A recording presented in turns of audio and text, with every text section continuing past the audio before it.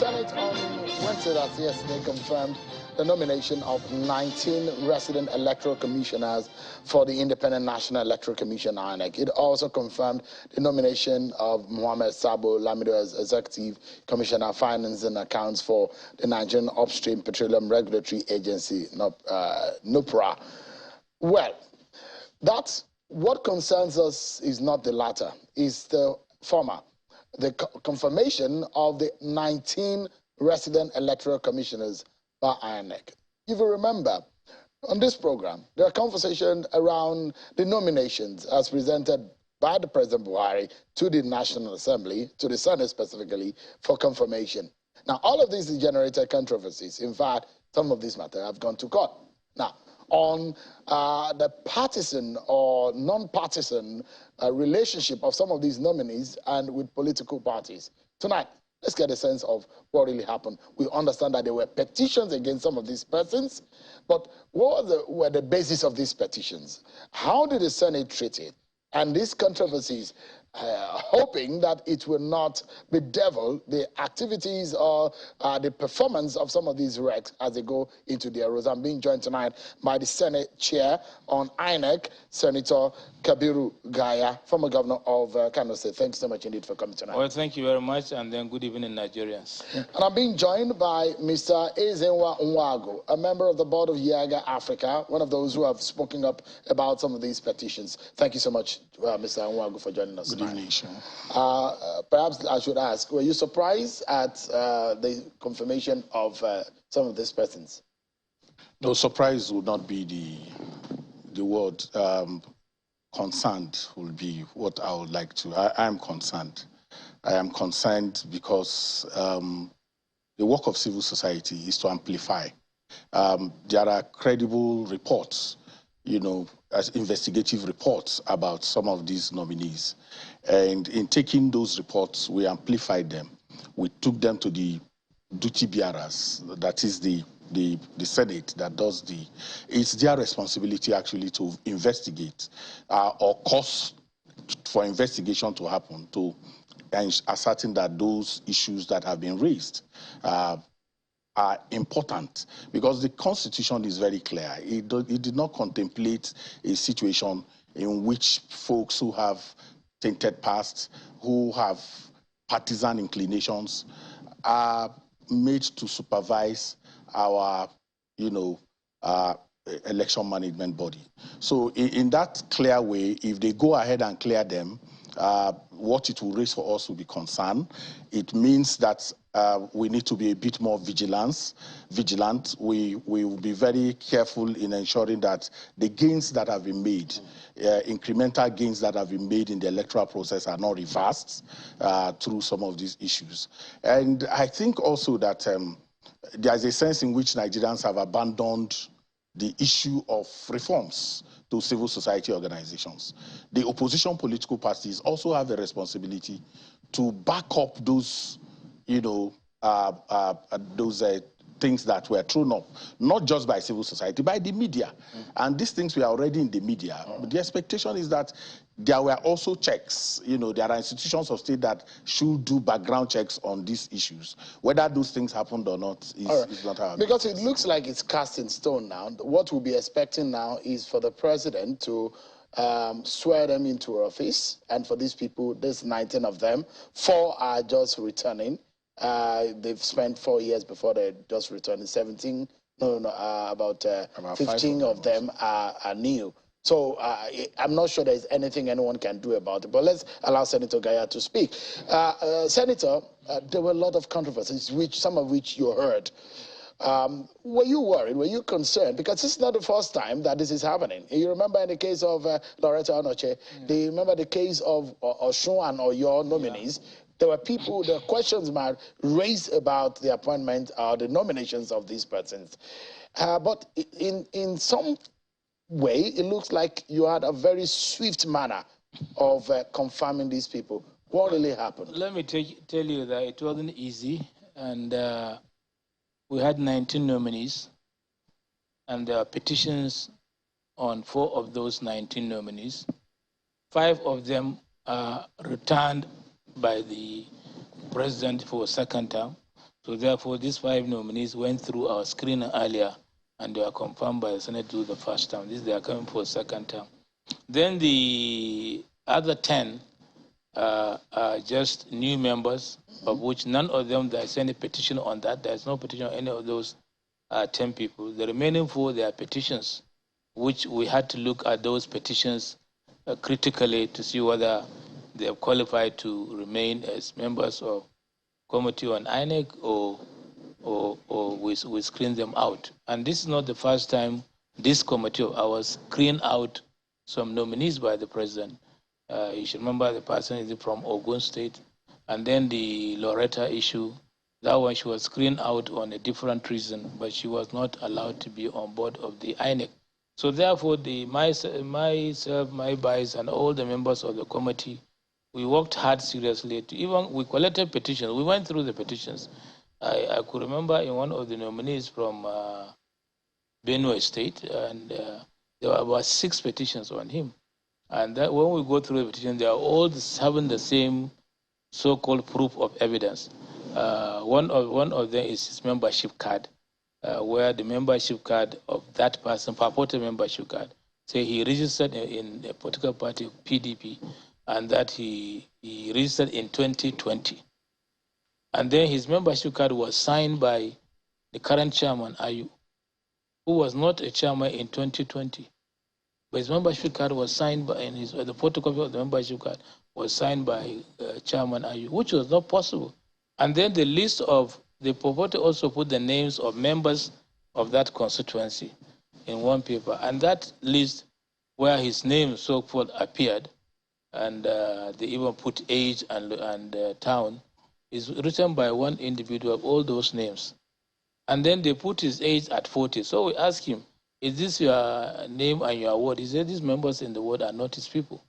And that his age is 43, and they are putting 40 for him now. So a lot of issues. And we asked him, are you still a member of PDP? He said, no, you're not a member of PDP. But Senator, did the Senate committee did conduct any kind of independent investigation? Yeah, we did. On this person? We did on all of the 4 of them. We did. Like the one from Sokoto, he ran for election for governorship election in 2014 and 2015 precisely, and he lost the primaries.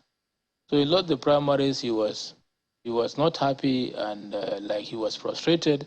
So he left the school of politics and went back to the university to remain as a teacher. Morally speaking, should that kind of person who had already been in the fray before... Yeah, the law states that if you are a serving member of a political party, that is the most important part. No, but, the job is also... Let me explain there's a strong moral side of that job. No, let me explain. If people are... otherwise, we will not have anybody as member. The law says clearly, if you are a serving member of a political party, and like the last 2 people we disqualified, one is a member of a political party. He accepted that, yeah, he's a member of a political party, and he was leading a campaign team of, I can't remember the name of the person, but that's what happened. So for this one, he left the party, and he's no more in the party for 5 years. It doesn't mean that because he was not in the party for 5 years now, and he went back to school as a lecturer, then you can now disqualify him because he's a member of the party. And then the other one, is it the lady from Anambra? No, it's not Ebonyi State. They say she worked as a government staff, a staff of government of Anambra State, Ebonyi State, and he rose the rank of chief of staff. And then she left the office. That doesn't mean that we should not employ her, we should not screen her. Even the government of Ebonyi State wrote to recommend her on her job, on what she did while she was there in service. So that is the one on Onika. The other one is the Pauline from Imo State. They are saying that she worked in INEC before. That she will be moving from one location to another. They said because he's having friends in politics, and that's why they have been changing her position from one electoral officer in the state to another one.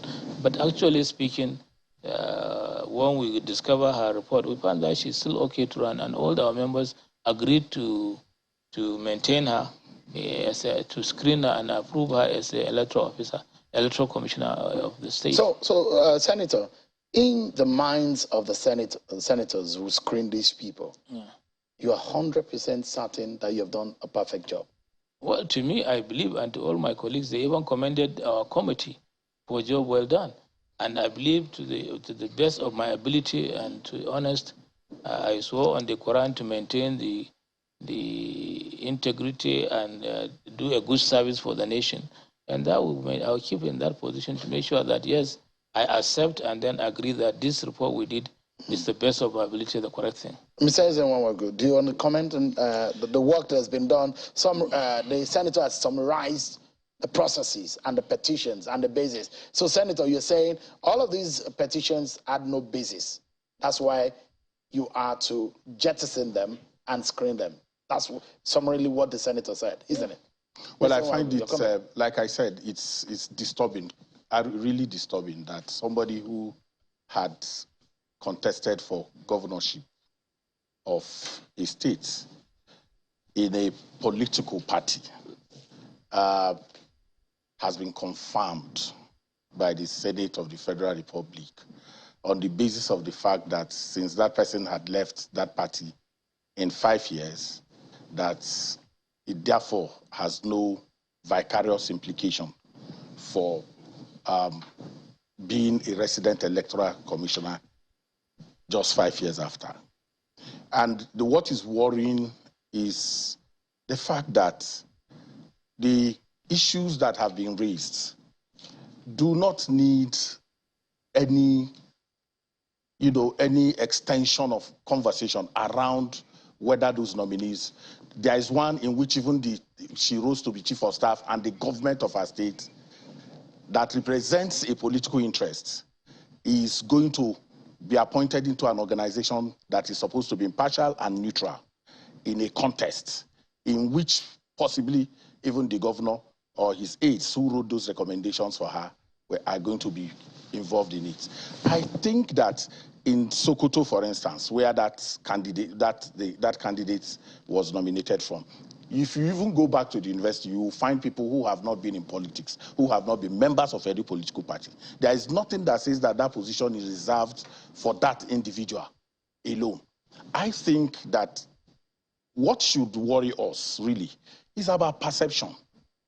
Election is very, very deep in perception issues. Once the people feel that there is no level playing ground, is a trigger for violence. The outcomes of elections will be challenged on the basis of that. Now there is a calmness, but as soon as there is any issue around those particular people that we raise the red flag around, you will find out that Nigerians who now that are being told that, oh, there are no issues, there are no substances on those petitions, it can become a trigger for the... Do you think, Mr. Nwagu, that perhaps, Senator, you are a lawmaker, that we need to tinker with our laws on the appointment of these kind of persons, that the appointments are coming from the presidents also? I mean, and I'm not saying because the president, sitting president, because the law says it doesn't matter what the party is the president nominates. So that in itself is a political nomination or appointment. The power of the president to nominate a person to support him in running the administration. And even for the INEC chairman and all other members of INEC, it's the president who nominates.